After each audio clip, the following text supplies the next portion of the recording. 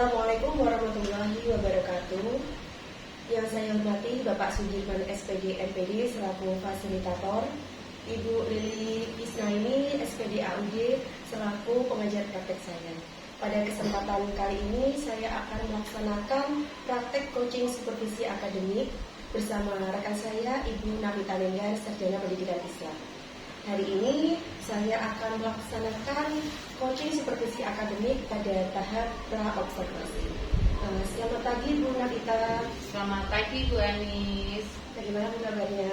Alhamdulillah baik. Bu Navita hari ini sibuk buatnya? Hari ini kebetulan nanti ngajarnya jam setelah istirahat, jadi masih ada waktu luang. Oke, baiklah. Kalau seperti itu saya boleh meminta waktunya sebentar ya Bu. Oke, monggo. Seperti yang sudah saya sampaikan kemarin, hari ini kita akan melaksanakan coaching supervisi akademik untuk tahap pra-observasi. Nah, kegiatan supervisi akademik sendiri ini bertujuan untuk meningkatkan maupun mengembangkan kemampuan Bu Navita, terutama dalam kompetensi mengajar. Nah, di sini kita akan melakukan sharing, cerita, ngobrol-ngobrol santai gitu ya Bu, tentang pembelajaran yang akan Bu Navita lakukan untuk tahap observasi di esok hari. Pada tahap pra-observasi ini, saya ingin mengetahui kesiapan Bu Navita, sejauh mana persiapan yang sudah Ibu lakukan untuk pelaksanaan pembelajaran yang akan kita laksanakan pada tahap observasi besok. Nah, gitu ya Bu. Gitu. Langkah-langkah yang saya siapkan untuk observasi besok itu yang pertama kali saya memilih metode yang sesuai dengan materi yang ada. Kemudian saya pilih selain metode itu alat peraganya saya sesuaikan dengan materinya dan dengan jumlah siswanya. Jumlah siswanya kan ada 31 ya, 31. Maka dari itu saya memilih kira-kira nanti metode mengajar saya itu saya persiapkan bagaimana caranya agar semuanya itu nanti bisa memahami materi yang akan saya laksanakan. Jadi yang saya persiapkan, yang pertama saya memilih metode, kemudian strategi yang saya sesuaikan dengan materi dan sesuai dengan jumlah muridnya. Gitu. Iya, seperti itu ya Bu. Ngomong-ngomong ya Bu, materi apa sih nanti yang akan Ibu terangkan dalam pembelajaran yang akan Bu Navita laksanakan pada kegiatan observasi nanti? Ya, materi nanti yang akan saya ajarkan itu adalah materi tentang kisah Nabi Ibrahim. Di sini nanti yang titik berat nanti yang tujuannya itu anak-anak nanti bisa memahami kisah Nabi Ibrahim itu bagaimana, dan yang paling penting dari materi ini adalah anak-anak bisa mengambil suri tauladan atau keteladanan dari Nabi Ibrahim, kemudian nanti anak-anak bisa mempraktekkan dalam kehidupan sehari-hari. Nah, baik Bu. Tentunya dalam mempersiapkan segala kegiatan pembelajaran yang akan Bu Navita lakukan besok, Bu Navita mungkin menghadapi kendala-kendala ya dalam mempersiapkan pembuatan rancangan pembelajaran itu. Mungkin Bu Navita bisa menceritakan kendala apa yang Bu Navita hadapi selama mempersiapkan kegiatan pembelajaran ini. Ya. Mengenai kendala-kendala atau hambatannya, itu kemarin saya memang sempat bingung seperti ini. Nanti kalau saya ragu-ragu kira-kira nanti kalau metode ini nanti anak bisa apa tidak, metode ini kira-kira bisa apa tidak. Tapi nanti insya Allah nanti pas pembelajaran nanti tetap saya amati di mana titik kelemahannya, nanti langsung bisa dibantu. Misalkan nanti rencana saya misalkan dalam gambar bercerita kan kadang anak-anak ada yang bisa langsung menangkap, kan daya tangkap anak itu kan berbeda.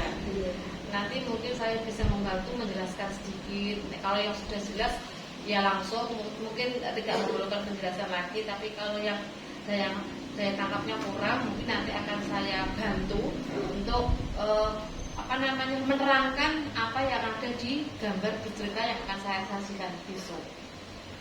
Nanti Bu Navita menjelaskan akan mempersiapkan gambar bercerita salah satunya.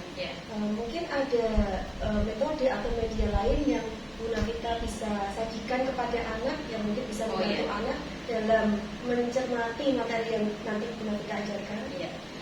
Jadi gini Bu Anis, nanti untuk mengajar saya nanti, saya sudah mempersiapkan dua metode. Yang pertama mengenai saya menggunakan gambar cerita, dan yang kedua saya menggunakan tayangan YouTube yang sudah saya persiapkan. Gitu.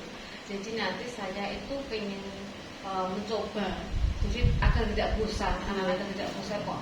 Misalnya itu saja, dan saya juga pengen pengen pembuktian mengadakan inovasi pembelajaran yang baru supaya tidak monoton. Jadi rencananya itu besok saya menggunakan saya bagi anak-anak menjadi dua kelompok. Nanti yang pertama nanti anak-anak bisa belajar dengan menggunakan metode cerita bergambar. Terus nanti yang separuhnya lagi nanti menggunakan tayangan YouTube yang sudah saya persiapkan. Begitu Ibu. Dari apa yang sudah Bu Nafita sampaikan, saya bisa mencerna kalau Bu Nafita sudah benar-benar mempersiapkan berbagai metode, media maupun strategi pembelajaran yang sesuai dengan kebutuhan siswa. Berarti Bu Nafita ini sudah memunculkan pembelajaran berdiferensiasi. Karena di praktek pembelajaran yang nanti Bu Nafita akan sampaikan dan akan Bu Nafita ajarkan kepada anak-anak sudah sesuai dengan kebutuhan siswa. Nah, kira-kira Bu Nafita akan mulai mempersiapkan untuk pembuatan metode, media maupun rancangan pembelajaran itu dimulai dari kapan Bu? Dimulai dari, kan misalkan saya mengajarnya Sabtu ya, biasanya itu 2 hari sebelumnya itu saya sudah mempersiapkan. Kan begini Bu Anis, kan agama kan biasanya tidak satu full sehari, kan ada sabar kan 8 jam, itu biasanya kan 4 jam. Dan itu sisanya itu saya gunakan untuk administrasi dan juga saya gunakan untuk membuat seperti ini. Kira-kira rancangan-rancangan yang akan saya gunakan untuk besok pagi itu apa? Tidak hanya strategi saja, tapi saya juga mempersiapkan kan untuk mengukur keberhasilan tingkat mengajar saya. Itu saya juga sudah membuat untuk tolak ukur nih. Itu saya sudah membuat ulangan harian yang intinya nanti mencakup tentang materi yang akan saya ajarkan. Dan saya juga pengen mengetahui respon dari siswa. Itu saya juga membuat umpan balik. Kira-kira itu nanti akan saya gunakan untuk evaluasi bagi saya. Apakah berhasil atau tidak? Bagus Bu, rancangan yang sudah Bu Nafita gambarkan.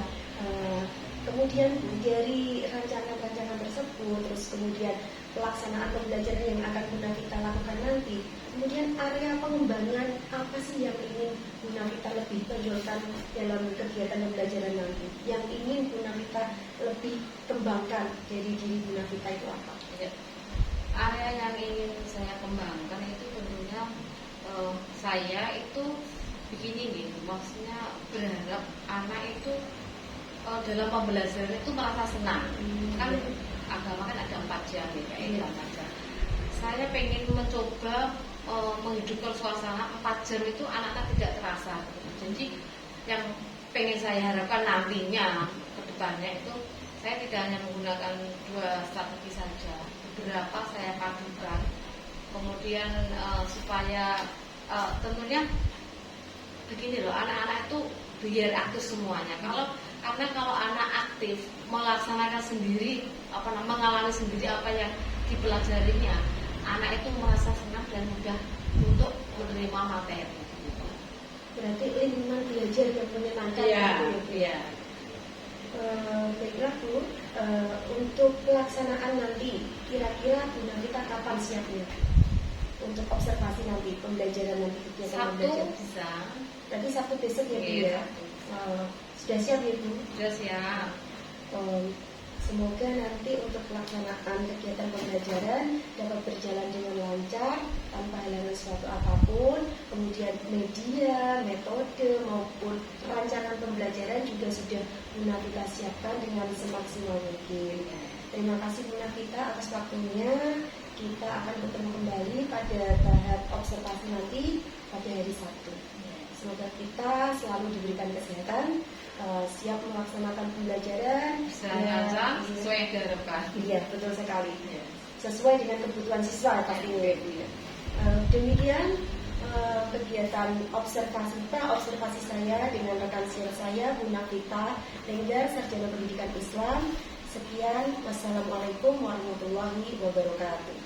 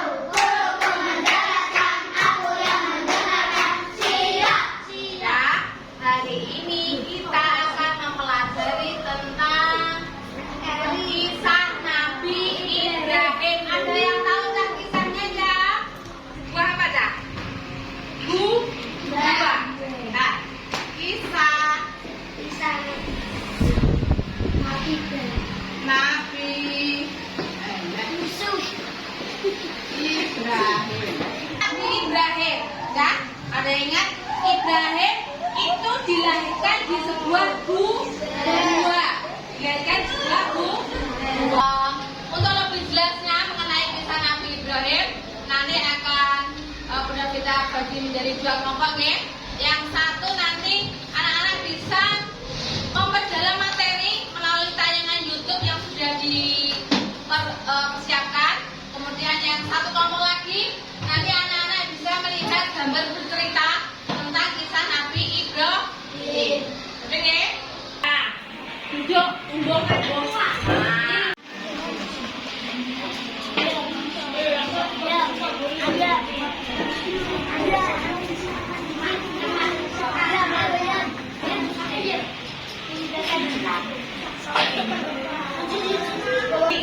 ya, ini ada, nanti boleh dilihat ya, gantian ya.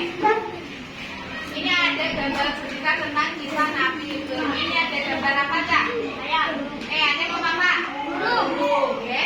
Jadi, kan tadi sudah dijelaskan Nabi Ibrahim itu mencari Tuhan, ya. Mencari Tuhan, siapa sebenarnya Tuhan? Kan tidak mungkin Tuhan kok yang membuat ayahnya. Akhirnya yang daerah Irak dan masuk dalam wilayah kerajaan Babilonia pada masa itu. Bangsa Babilonia menyembah dewa. Ayah Ibrahim patung berhala.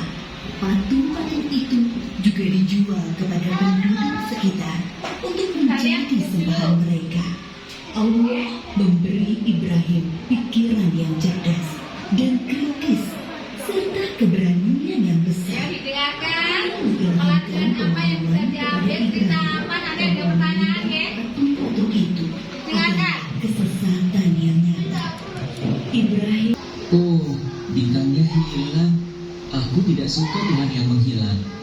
Itu bukan Tuhan. jadi Allah. Setelah Nabi Ibrahim diangkat menjadi rasul, yaitu ketika beliau bermunajat kepada Allah. Ya Rabbi, lihatkanlah pada hamba bagaimana engkau menghidupkan yang mati. Ini mati murid. Mati tapi akan diutuskan Allah untuk meyakinkan kepada Nabi Ibrahim Allah menghidupkan dari tanggal. Jangan lupa namanya ya. Dikerjakan sendiri, tidak boleh tiruan. Ini untuk mengukur berapa kemampuan kalian ya. Nah, dikerjakan sendiri nggih, nggak boleh tirunan. Ayo tutupi.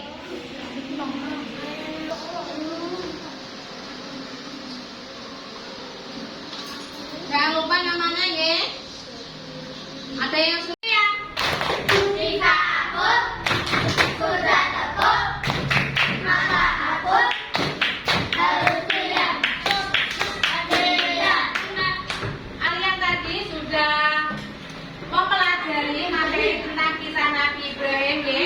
Ada dua cara tadi. Yang pertama kelompok 1 melalui tayangan YouTube, yang kelompok 2 tadi melalui gambar bercerita. Kemudian tadi kalian sudah melaksanakan tadi ada lembar kerja siswa ya. Untuk mengukur sejauh mana kemampuan kalian dalam memahami kisah Nabi Ibrahim. Untuk selanjutnya nanti kalian mengerjakan umpan balik. Ya, umpan balik ini adalah mengenai apa yang kalian rasakan setelah mempelajari materi hari ini. Oke, saya bagikan ditulis yang sejujur-jujurnya. Oke, silakan dikerjakan. Nah,